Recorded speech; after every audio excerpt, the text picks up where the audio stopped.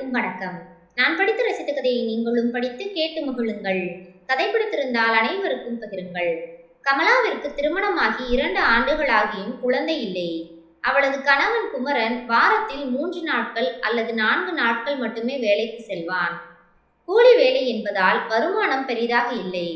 அந்த வருமானத்தை வைத்து குடும்பத்தை நடத்த மிகவும் சிரமப்பட்டாள் கமலா. கமலாவிற்கும் குமரனுக்கும் அடிக்கடி சண்டை வரும்.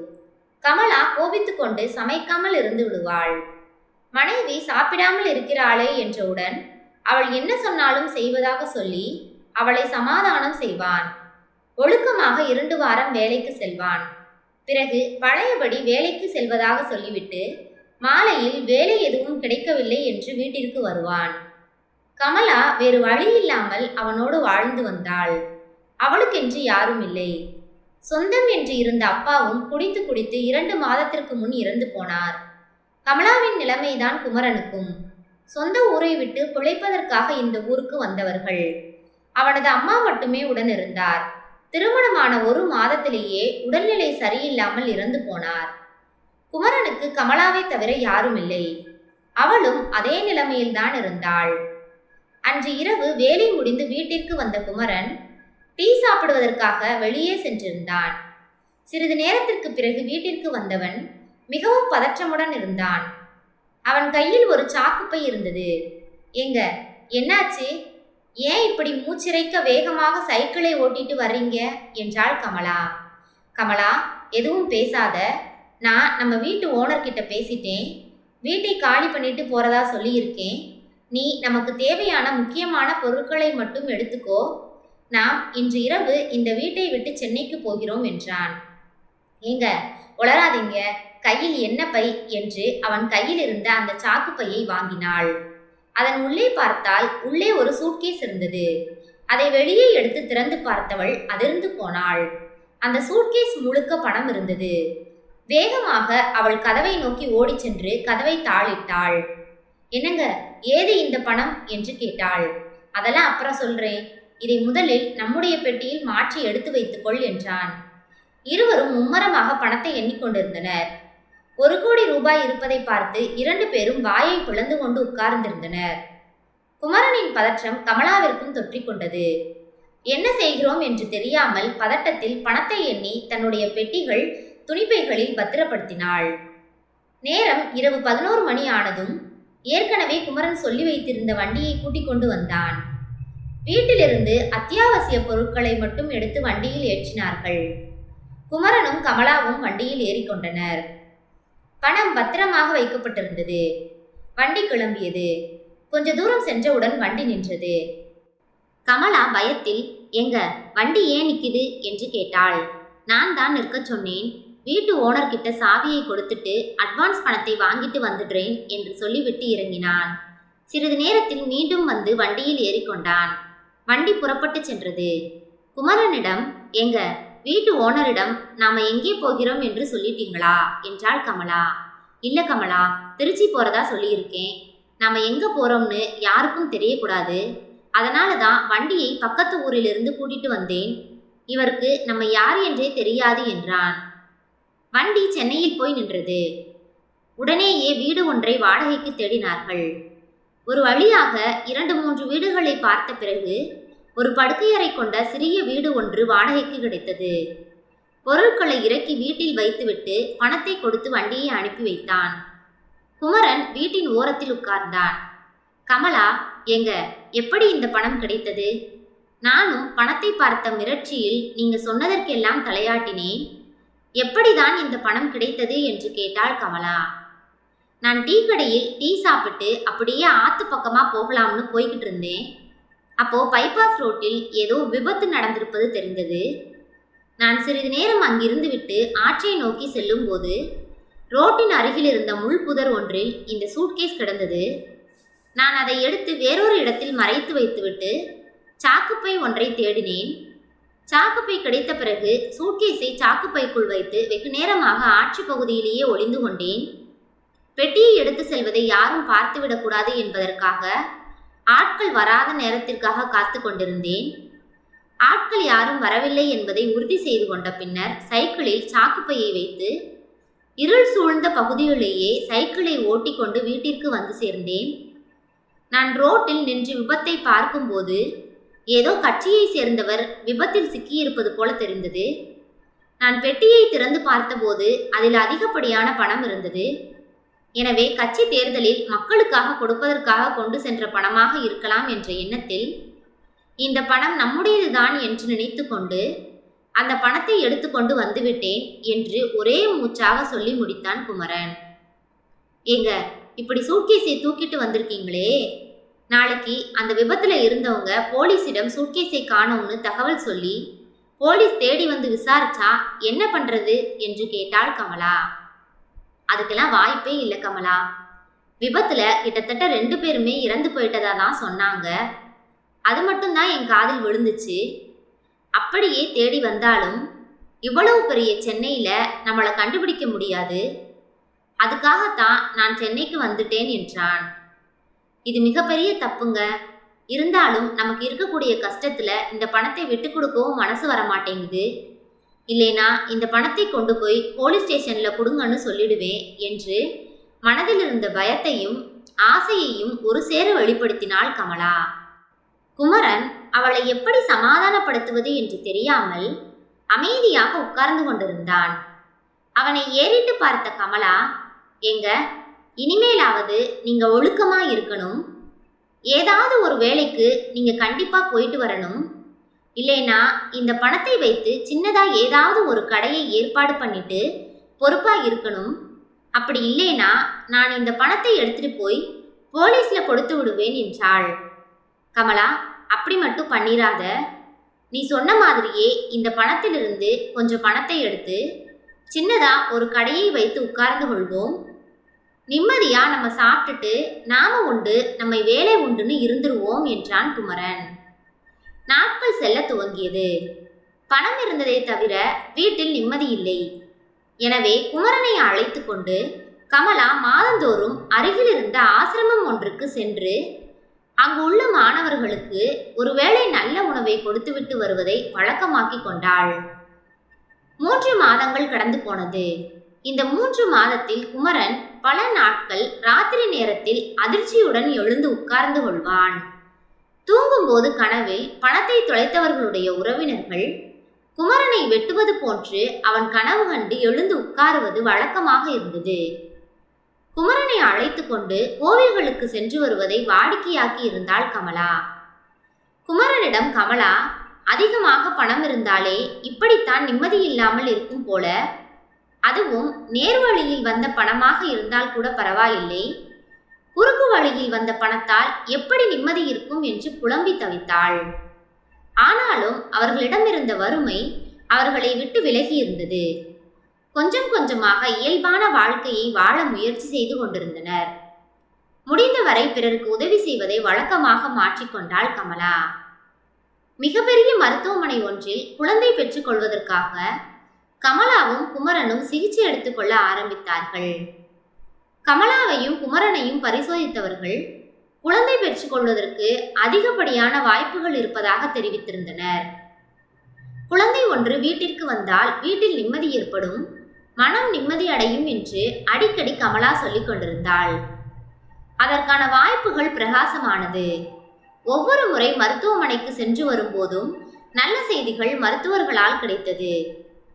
அவர்கள் குடியிருந்த வீடு அவசரகதியில் வாடகைக்கு ஏற்பாடு செய்யப்பட்டிருந்ததால் சிறியதாக இருந்தது.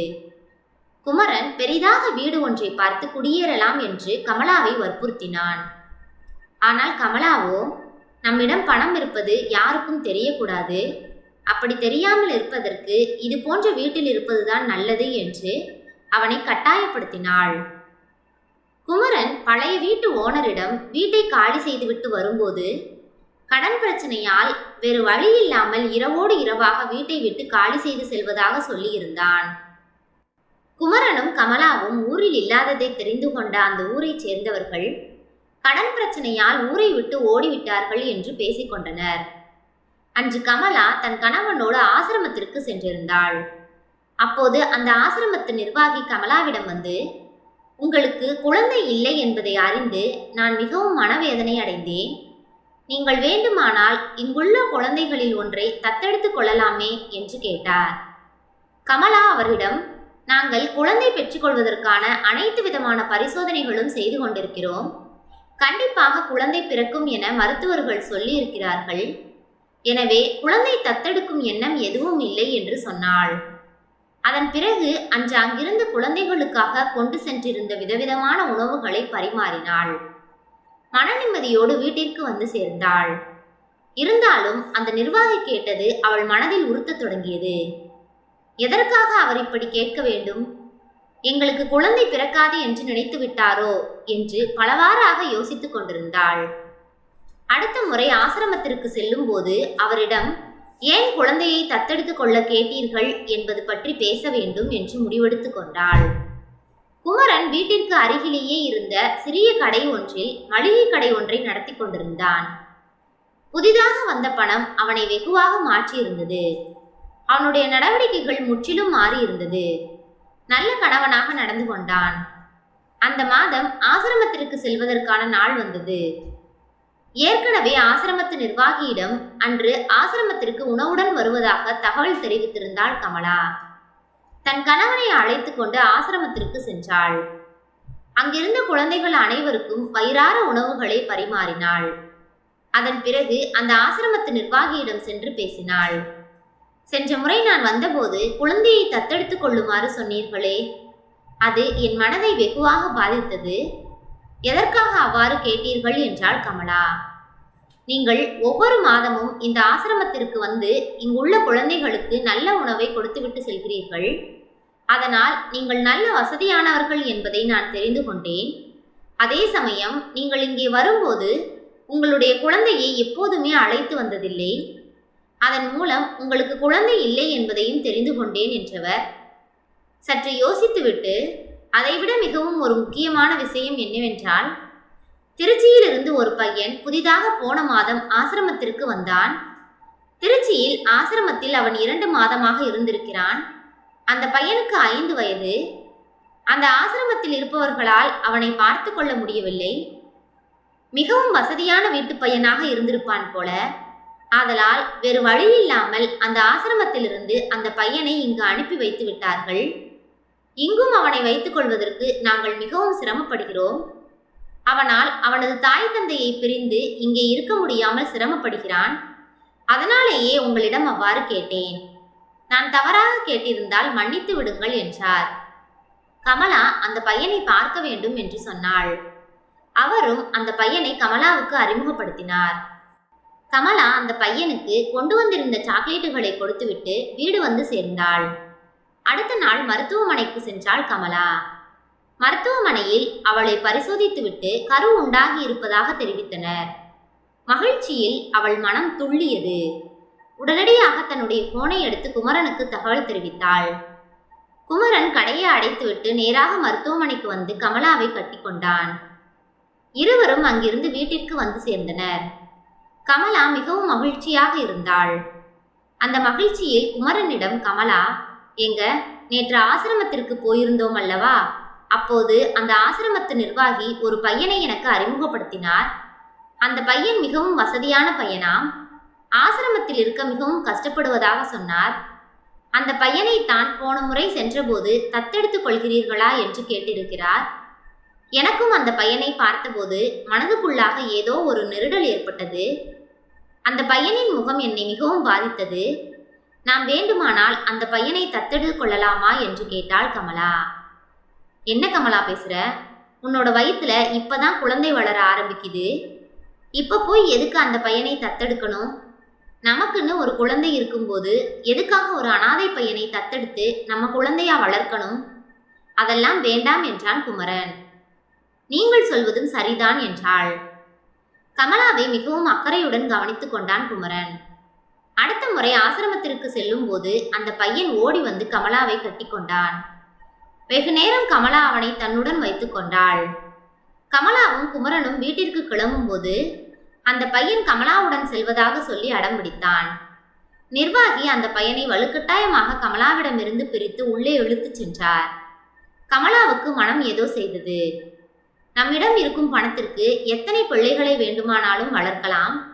இந்த ஒரு பையன் நம்முடன் இருந்தால் என்னவாக போகிறது என்று நினைத்து கொண்டு அவனை தன்னுடன் அழைத்து செல்வதாக அந்த ஆசிரமத்து நிர்வாகியிடம் சொன்னாள்.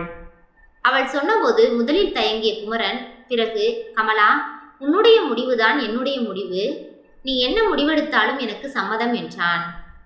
அந்த ஆசிரமத்தின் நிர்வாகி அனைத்து விதமான நடைமுறைகளையும் முடித்த பிறகு அந்த பையனை கமலாவிற்கும் குமரனுக்கும் தத்து கொடுத்தார்.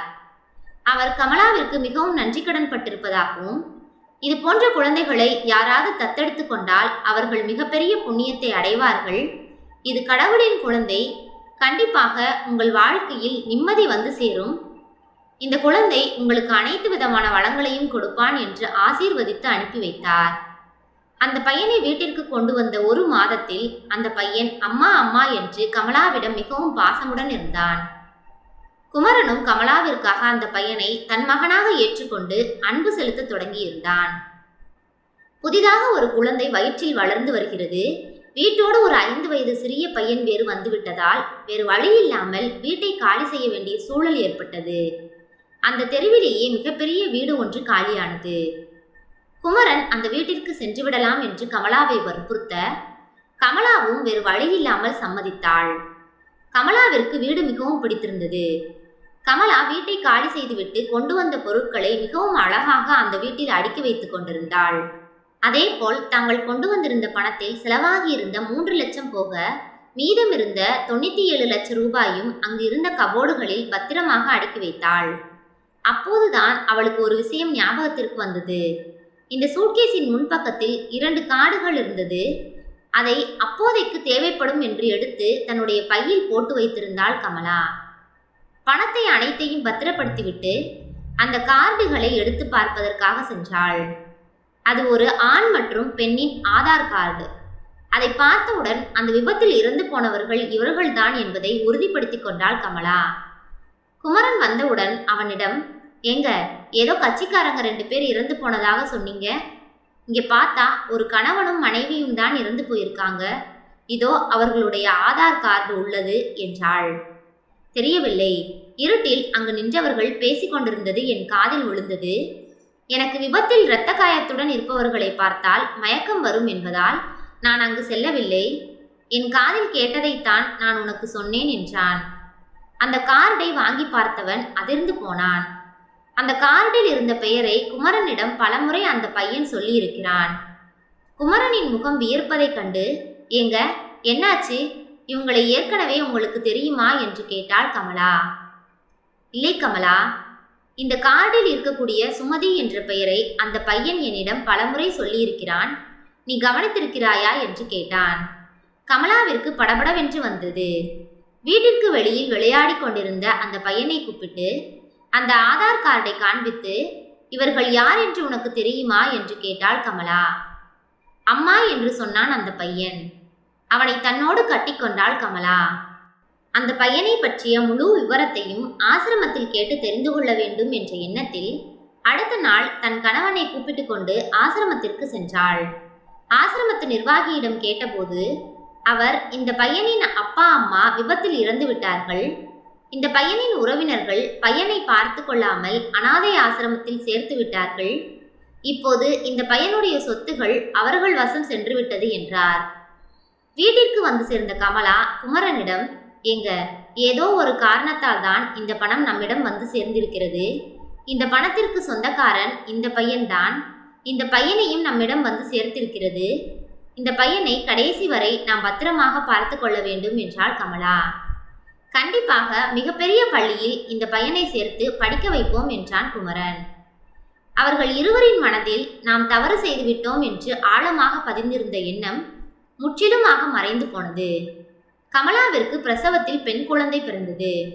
குமரன் மிகவும் மகிழ்ச்சி அடைந்தான். ஒரு ஆண் குழந்தை, ஒரு பெண் குழந்தை என மிகவும் அழகான குடும்பமாக அவர்கள் வாழத் தொடங்கினர். நன்றி. கதை பிடித்திருந்தால் லைக் பண்ணுங்க, ஷேர் பண்ணுங்க, சப்ஸ்கிரைப் பண்ணுங்க. உங்களுடைய கருத்துக்களை கமெண்ட் பாக்ஸில் தெரிவிக்கவும். தங்கள் ஆதரவிற்கு நன்றி.